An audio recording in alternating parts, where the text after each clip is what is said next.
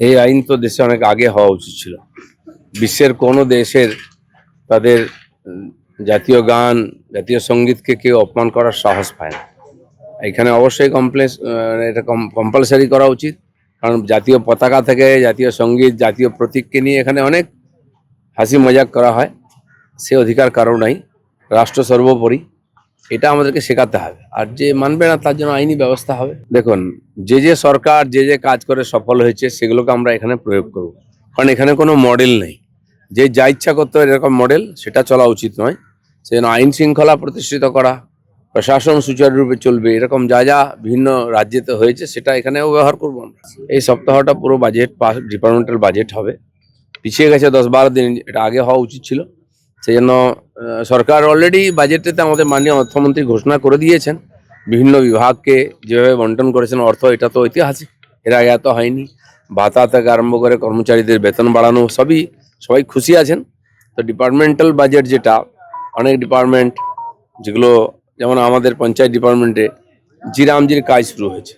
আগে নারেগা ছিল, 4 বছর ধরে বন্ধ ছিল। এই ডিপার্টমেন্টে কোনো কাজই হতো না এই বিষয়ে। 14,000 কোটি টাকার বেশি তাতে আমরা খরচা করব। তো তার জন্য বন্টন হবে। এই ধরনের গুরুত্বপূর্ণ বিষয়, সমস্ত বিভাগের বাজেট ক্লিয়ার হয়ে যাবে আজকে। আর সবাই নিশ্চিন্ত থাকুন, খুব ভালো বাজেট হবে। সেটা সরকার যথাসময়ে নোটিফিকেশন জারি করবে। আর কথাবার্তা চলছে, তার জন্য আমাদের কিছু বিল আনতে হচ্ছে, ল অ্যামেন্ডমেন্ট করতে হচ্ছে। যে এখানে জেলায় জেলায় নিয়োগের ব্যবস্থা ছিল, সেটাকে চেঞ্জ করে পিএসসির মাধ্যমে করার জন্য একটা আলাদা নোটিফিকেশন পরে জারি হবে। আপাতত বাজেট নিয়ে চলছে এবং শেষে কিছু বিল পাস হবে। দেখুন, বহু ফরেস্টের জায়গাতে দোকানপাট, বাড়ি, হোটেল হয়ে গেছে। হোটেল নদীর ধারে, সমুদ্রের ধারে, ইরিগেশনের জায়গায় এগুলো অবৈধভাবে নির্মাণ হয়েছে, যাতে আমাদের এই যে দুর্যোগ হলে অসুবিধা হয়, তার সুরক্ষা দেওয়া যায় না। নদী বাঁধ ভেঙে যাচ্ছে, লুট হয়ে যাচ্ছে। এ বহু কাজ বহুদিন ধরে হয়ে এসেছিল অনৈতিকভাবে। সমস্ত কিছু দেখা হচ্ছে খুঁটিনাটি। অবৈধ কিছু হলে সরকার তার প্রতিকার করবে নিঃসন্দেহে। এখন এখানে কোনো কিছু রুল ছিল না, যে যা ইচ্ছা করতো। একটা রুলের মধ্যে সব নিয়ে আসার চেষ্টা হবে, যাতে সাধারণ মানুষের সুবিধা হয় যাত্রী হিসাবে, এবং যারা সেবা দিচ্ছেন তারাও যারা উপকৃত হন। এমনকি ধরুন টোটো মানুষের সুবিধার জন্য এখানে এন্ট্রি দেওয়া হয়েছিল, এখন এটাই সবচেয়ে বড় যানজটের কারণ হয়ে গেছে। এ নিয়েও সিস্টেমেটিক করার কথা চলছে। আমি তো মেদিনীপুর জেলাতে বলেছি এসপিডিএমকে, তারাও এটাকে একটা রেজিস্ট্রেশন করে সিস্টেমেটিক করার কথা ভাবছে। না, যেখানে গণতান্ত্রিক পরিবেশই ছিল না, তাকে যেভাবে অপমানিত করে তাড়িয়ে দেওয়া হয়েছিল, সেই দিনটা আমি জানি।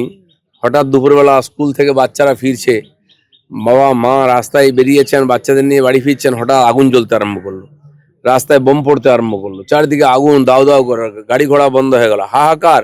কি ভয়ে ভয়ে মানুষ গেছে, রাত অবধি বাড়ি পৌঁছতে পারেনি। কারা করেছিল? সিপিএম কিচ্ছু করেনি। সেনা নামিয়েছিল, পুলিশকে তুলে নিয়েছিল, বুদ্ধবাবুর আমলে হয়েছিল, আমরা দেখেছি, এগুলো ভুলিনি। এই ধরনের একটা গত 2-3 বছর বাংলাদেশে যা চলেছে তার চেয়েও খারাপ অবস্থা ছিল এখানে। টিএমসিও ঠিক সেই রাস্তায় হেঁটেছে। তসলিমা নাসরিন কেন? কেউ আসতে পারেন, নাগরিক তার অধিকার আছে। দেশ যদি মনে করে তাকে জায়গা দেবে, দেশের আইন, সে আসতে পারে। তাকে যেভাবে অপমানিত করে তাড়ানো হয়েছিল সেটা আমাদের কাছে লজ্জার। তিনি কি বাঙালি নন?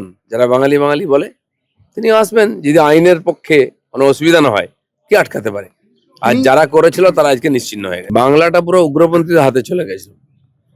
সিপিএম বলুন, টিএমসি বলুন, পুরোপুরি ওদের হাতে ছেড়ে দিয়েছিল, মৌলবাদীদের হাতে। তাই অবস্থা, আইন ব্যবস্থা কিছু ছিল না। সরকার জারি থাক, আইন ব্যবস্থা কেন থাকবে না? আমি তো খেলা দেখিনি কালকে, আমি হাইলাইটস দেখি। কিন্তু নিঃসন্দেহে ফুটবল বিশ্বকাপ, তার একটা আলাদা স্তর আছে।